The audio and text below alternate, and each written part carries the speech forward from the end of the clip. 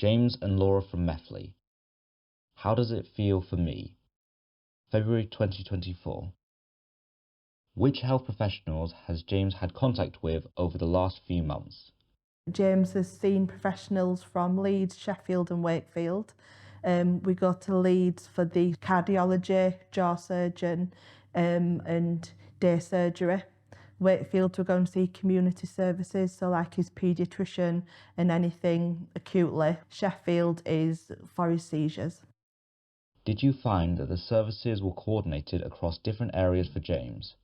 All of the services do work well together. We have recently had a multidisciplinary team meeting, which was joined by everybody. The meeting itself was really useful. The only thing really is that the things that have been promised in the meeting haven't been followed through as of yet, and I'm struggling to try and get in touch with people again to try and find out where we are, if we're moving forward, what the plan is. I think that the specialist consultants that attended focused on their own areas, but then the other people that attended, like James's paediatrician and James's nurse, they helped everybody think about James as a whole and us as a family and the impact on us as a family. It did end and I did get quite upset because it was a lot to talk about, and I did really appreciate James's paediatrician just letting us stay in the room for about half an hour and just ask any more questions and talk things through. Could you please share James's experience of receiving intravenous IV steroids? James goes for monthly IV steroids, so we go every month to our local hospital in Wakefield for him to have IV steroids to try and reduce his seizures. For the past few months, every time that we've been, there's been different issues, such as the drugs being prescribed wrong, so he's had too much, or them not doing the OBS correctly.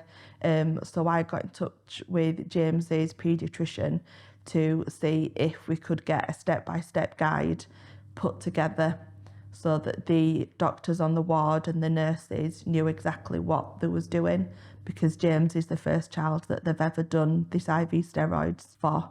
James started the IV steroids in August, and since then we've noticed quite a big decline in his behaviour. He's quite cross and angry and really tired, so he's doing a reduced timetable at school because of how tired he is. I do feel that the steroids are having a negative impact on him as a whole, and we try and find a different route to try and help his seizures. For about 6 weeks now, I've been trying to get in touch with James's epilepsy consultant to see if we can come up with a plan and to move things forward. But I am struggling to get her to reply to my emails or to reply to the voicemails that I'm leaving. If you could have changed one thing to make your and James's experience better, what would it be? A few months ago, we found that James needs a cardiac MRI. So because he can't have a general anaesthetic, he needs to have one whilst awake. So he was referred to the play specialist team to try and do some play sessions. We went and met them, and they said that we could go every 2 weeks for James to go into the MRI scanner to get used to it, to touch it, to begin to get comfortable enough to lay on it, to the point where he was comfortable enough to have the scan whilst awake. He had the first session in January, and they aren't able to fit us in again until the end of March. I have raised concerns with them that I do feel that James is declining cardiac-wise because he's having periods where he's going pale and grey, he's needing to sit down and rest.